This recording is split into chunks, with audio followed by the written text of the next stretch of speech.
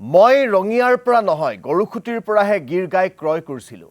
সম্পূৰ্ণ নীতি নিয়মৰ মাজেৰে টকা দি গৰুখুটিৰ পৰা গৰু লৈছিলোঁ। বৰ্তমানেও দুজনী গিৰ গাই পোহপাল দি থকা হৈছে। এইদৰে গিৰ গাই ক্ৰয়ৰ কথা স্বীকাৰ কৰিছে GMDAৰ উপাধ্যক্ষ মুকুতা ডেকাই। গৰুখুটি অথবা গিৰ গাইক লৈ কোনো ধৰণৰ কেলেংকাৰী হোৱা নাই বুলি মত ব্যক্ত কৰিছে GMDAৰ উপাধ্যক্ষগৰাকী। প্ৰথম কথা হ'ল যে লকডাউনৰ সময়ত 2019 চনত আমি দুজন ভাৰতীয় জনতা পাৰ্টি কাৰ্যকৰ্তা ৰাজু দাস আৰু সঞ্জয় মিশ্ৰা আমি তিনিজনে মিলি এখন ফাৰ্ম আমি ৰেজিষ্ট্ৰেশ্যন কৰি আমি খুলিছিলোঁ। নিজাকে আমাৰ ধন জমা কৰি পেলাই আমি তিনিটাই মিলি কৰিছিলোঁ।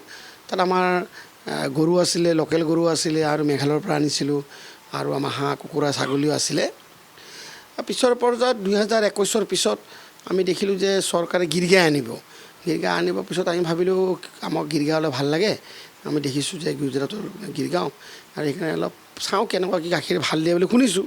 পিছত আমাৰ সন্মানীয় পূৰ্ণানন্দ কোঁৱৰ ডাঙৰীয়া ভেটেনাৰী আমাৰ বিষয়া আছিল, কথা পাতিলোঁ। মোক ক'লে ছাৰ এইটো সম্ভৱ হয় নে নহয় নাজানো, মই চেষ্টা কৰিম।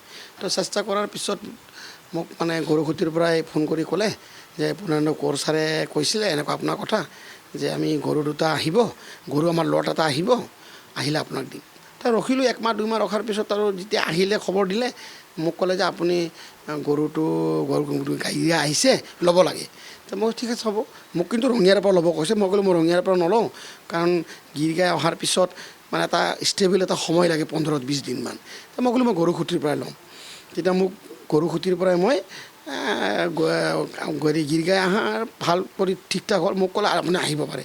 মই গৈ 1.5 লাখ মান টকা মই চেক এখন দি মই গিৰ গাই দুটা মই লৈ আহিছিলোঁ, গৰুখুটিৰ পৰা আনিছিলোঁ মই। আপুনি সম্পূৰ্ণ যিখিনি নীতি নিয়ম আছিল সেই নীতি নিয়ম পালি পেলাই টকা পইচা দি গৰুখুটিৰ পৰা আনিছে? হয়, গৰুখুটিৰ পৰা আনিছিলোঁ। বৰ্তমান গিৰ গাই কেইজনী কেনেকুৱা? মানে কি হ'ল, মানে মোৰ ফাৰ্মখন এটা কথা হ'ল কি যে ৰেল লাইনৰ ইটো পাৰে হোৱাৰ কাৰণে মোৰ কাৰেণ্ট নাছিলে, চ'লাৰত কৰিব লাগে। তাৰ কাৰণে বহুত কষ্ট আৰু মই গিৰ গাই বহুত কষ্ট পালে। তাৰপিছত ইপিনে আকৌ ৰেল লাইন বহিব বুলি ক'লে মালিকে ক'লে মাটিখিনি জুখিছে, আপোনালোকে এইখন ফাৰ্মখন অলপ শ্বিফটিং কৰিব। তেতিয়া আমি আৰু শ্বিফটিং কৰিব বুলি কওঁতে ভাবি কিছু গৰু আমি ওচৰৰে গাঁৱৰে সকলোকে দিলোঁ, মুৰ্গী ছাগলী সেনেকুৱা বহুত আছিলে, দি দিলোঁ আৰু তাৰপিছত ফাৰ্মখন সেনেকুৱা থাকিল। এতিয়া ভৱিষ্যতে আকৌ ভালকৈ এখন খুলিম বুলি পৰিকল্পনা কৰি আছোঁ। প্ৰথম